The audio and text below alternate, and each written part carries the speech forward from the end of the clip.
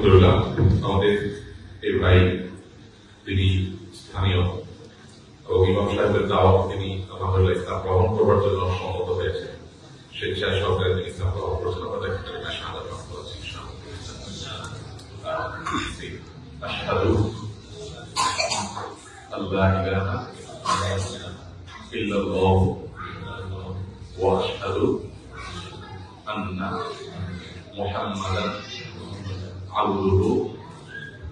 আবদুহু ওয়া রাসূলুহু ওয়া ঈসা নবিয়্যুল্লাহ ওয়া রূহুহু।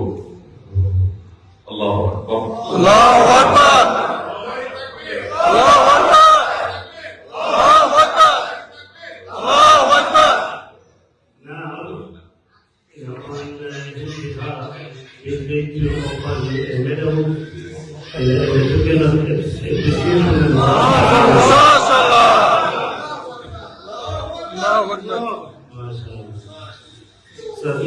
আমি অত্যন্ত আনন্দিত এই জন্য যে আজ আমি সেই হিস্ট্রিক্যাল একটি প্লেস ভিজিট করতে পারলাম, যে হিস্ট্রিটা আমাদের কারোর কাছে আসলে কাঙ্ক্ষিত কোনো হিস্ট্রি নয়, যে ইতিহাস আমাদের কারোর কাছে মোটেও প্রত্যাশিত কোনো ইতিহাস নয়, কিন্তু আনফরচুনেটলি হলেও আল্লাহর ফয়সালা ছিল সেই হিস্ট্রি, সেই ঘটনা ঘটেছে।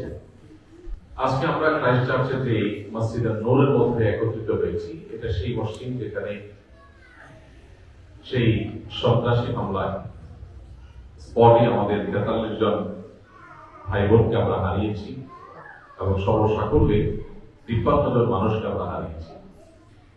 সংঘাতিকভাবে বিগত কয়েক যুগের মধ্যে গোটা বিশ্বে সংঘটিত হওয়া সন্ত্রাসী হামলাগুলোর মধ্য থেকে এটি অত্যন্ত উল্লেখযোগ্য এবং গুরুত্বপূর্ণ নানা কারণে, এবং সেই ঘটনায় গোটা বিশ্বের মুসলমানরা চোখের পানি ফেলেছে, সবার হৃদয়ের অত্যন্ত। আমরা একটু আগে দেখলাম আমাদের একজন তরুণ যুবক, তিনি স্বেচ্ছায় ইসলামের সত্যতা উপলব্ধি করে তিনি ইসলামের ছায়া ধরে এসেছে। গতকাল আমরা গিয়েছিলাম হাওড়াতে, সেখানেও আমরা একজন তরুণের সাথে পরিচিত হলাম, বয়স মাত্র 19, অথচ তিনি ইসলামের ছায়া ধরে এসেছে। আমরা তাকে জিজ্ঞেস করলাম যে ইসলামে আসার পর তোমার ফিলিংস নাকি, তোমার অনুভূতিটা কি? তখন সে তরুণ আমাদেরকে বিস্মিত করেছে, অনেক সঙ্গে অবাক করেছে। তরুণ আমাদেরকে বলছিল যে ইসলামের ছায়াতলে আসার পর আমি জীবনের সবকিছুর একটা লক্ষ্য এখন খুঁজে পেয়েছি। এর আগে সবকিছু করতাম, কিন্তু কোন লক্ষ্য উদ্দেশ্য যেন ছিল না। এই জন্য মুসলমান যা কিছু করবে তার প্রত্যেকটার পেছনে উদ্দেশ্য থাকবে যে এর মাধ্যমে আমি আমার আল্লাহকে সন্তুষ্ট করে জান্নাত লাভ করব। একটা ক্রিস্টাল ক্লিয়ার উদ্দেশ্য আমাদের জীবনের প্রত্যেকটা পদক্ষেপে থাকতে হবে। আমি উপার্জন করছি, এটা নিছক একটা পার্থিব কাজ, যেমন চাকরি বাকরি করছি, ব্যবসা বাণিজ্য করছি, আমি যে কোনো ভাবে অর্থ উপার্জন করছি, কিন্তু একজন ইমানদারের এই অর্থ উপার্জনটাও ইবাদত হতে পারে যদি তার উদ্দেশ্য হয় যে আমি অর্থ উপার্জন কেন করছি। কারণ আমার নবী সাল্লাল্লাহু আলাইহি ওয়াসাল্লাম তিনি নির্দেশ করেছেন যেন পরিবারের মুখে আমরা খাবার তুলে দিই। তিনি বলেছেন তুমি তোমার স্ত্রীর মুখে যে খাবারটা তুলে দিচ্ছ, অর্থাৎ খাবার যেটা জোগাড় করে দিচ্ছ, এই খাবার জোগাড় করে দেওয়াটাও তোমার আল্লাহ তাকে ডাইরেক্ট সওয়াবে দিয়ে দিবে।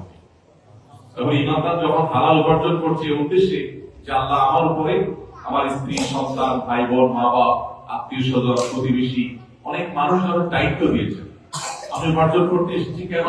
আল্লাহ দেওয়া সেই দায়িত্বকে আদায় করবার জন্য। তাহলে এই কাজটা একটা ইবাদতে পরিণত হবে। ঠিক একইভাবে একজন ইমানদার তিনি ব্যায়াম করছেন, এক্সারসাইজ করছেন, তার একটা লক্ষ্য থাকবে। কি লক্ষ্য? তার উদ্দেশ্য থাকবে তিনি যে এক্সারসাইজ করছেন, তিনি যে ব্যায়াম করছেন, শরীর চর্চা করছেন, এটা এই জন্য করছেন যে তিনি এর মাধ্যমে নিজের শরীরকে ফিট রেখে সুস্থ সবল থেকে আল্লাহর ইবাদতটা সঠিকভাবে করতে পারবেন। আল্লাহর এক বান্দা যিনি দিনদার, আল্লাহকে পরিপূর্ণভাবে মেনে চলার চেষ্টা করেন, কোরআন সুন্নাহর আলোকে নিজেকে সাজাবার চেষ্টা করেন, সো বড় মুসলিম না, সিরিয়াস মুসলিম, এরকম এক ভাই তিনি শরীর চর্চা করছেন। তো তার যিনি কোচ, ফিজিক্যাল কোচ, যিনি তাকে কোচিং করান, তার ফিটনেসটা দেখাশোনা করেন, তিনি তাকে প্রশ্ন করেছেন, আমার পরিচিত বদল প্রশ্ন করেছেন যে ভাই আপনি এটা কেন করতেন? সাধারণত আমরা দেখি যারা দুনিয়াদার তারা অনেক বেশি ফিটনেসে চিন্তা করে যে তারা বেশি করেন, তো আপনি কেন করছেন? তখন সে ভাই উত্তর দিয়েছে যে আমি এই যে এক্সারসাইজ করছি, এই যে ব্যায়াম করছি, আপনার দেয়া নিয়ম অনুযায়ী নিয়ম করে আমি শরীর চর্চা করছি, এই জন্য করছি যে আমি চাই আমার যেদিন নিঃশ্বাস ত্যাগ করে পৃথিবী থেকে চলে যাব সেদিনও যেন আল্লাহকে আমি সুস্থ সবল ভাবে সুন্নাহ সম্মত উপায়ে রুকু সাজদা ঠিক মতো করতে পারি, এই ফিটনেস যেন আমার থাকে, সেই জন্য আমি এক্সারসাইজ করছি। তাহলে ইমানদার যখন এক্সারসাইজ করবে তার একটা লক্ষ্য থাকবে।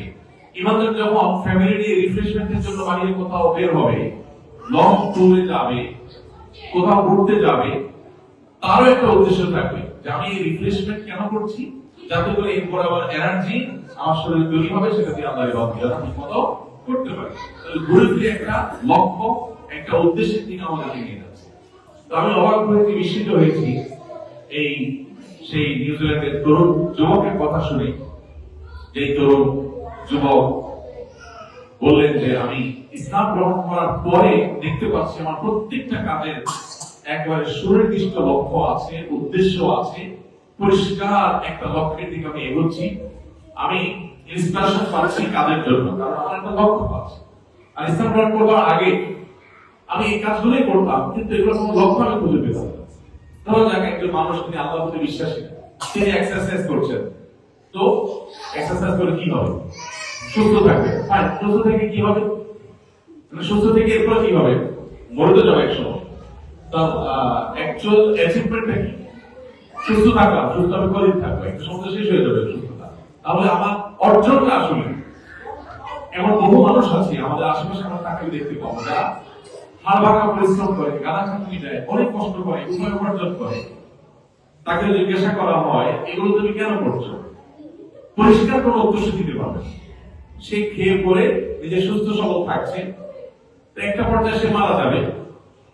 এই যে এত কষ্ট তাহলে করে যে উপায় উপার্জন করছে, বেঁচে থাকাটা পরোয়া, তার এই জীবনটা যে টিকে রাখার জন্য সে পরিশ্রম করে উপার্জন করছে, খাচ্ছে, ঘুমাচ্ছে, নিজেকে বাঁচিয়ে রাখবার প্রয়োজনে। এই বাঁচিয়ে রাখাটা কেন? একজন আল্লাহর প্রতি অবিশ্বাসী, আল্লাহর প্রতি অবিশ্বাসী মানুষের কাছে কোনো উত্তর আছে? বেঁচে থাকাটা কেন? আমি সারাদিন খাচ্ছি, ঘুমাচ্ছি, আমি সিরিয়াসলি আমার স্বাস্থ্যকে সুস্থ রাখার চেষ্টা করছি, স্বাস্থ্য ভালো রাখার চেষ্টা করছি, বাট মানে কেন? আমার সুস্থ থাকি থেকে কি জন্য, মানে কি করবো আমি এটা দিয়ে? বেঁচে থাকবো একটা সময় পর্যন্ত, এরপর তো মারা যাবো। তাহলে এই সুস্থ থেকে আসলে আমার মানে জিনিসটা কি, অর্জনটা কি? কিন্তু একজন ইমানদার কাছে উত্তর আছে না। একজন ইমানদার তিনি সুস্থ থাকছেন, সুস্থ থেকে ইবাদতই করবেন, তার জীবনের সময় শেষ হবে, এরপর যা ভালো কাজ করতে পেরেছে এর একটা বিনিময় আল্লাহর কাছ থেকে তিনি এক্সপেক্ট করেন। তার একটা লক্ষ্যতা আছে, একটা উদ্দেশ্যতা আছে। তো 19 বছর সে তরুণ ইসলাম গ্রহণ করেছে। আজকে আমরা আমাদের হাতে দেখতে পেলাম একজন তরুণ ইসলাম গ্রহণ করেছেন, আলহামদুলিল্লাহ। যদি তার ইসলাম গ্রহণের পেছনে আমার কোনো অবদান নাই, ইমাম সাহেব তাকে দাওয়াত দিয়েছেন, আরো কোনোভাবে তিনি ইসলামের দিকে দীক্ষিত হয়েছেন। আমি যে কথাটা বলছিলাম যে আমরা এখানে এই যে 53 জন আমাদের ভাই বোনকে হারিয়েছি, আমাদের কাছে খারাপ লাগা কাজ করছে। আল্লাহ কোরআনে বলেছেন ওয়াসা তাকরাহু শাইআন ওয়া হুয়া খায়রুল লাকুম।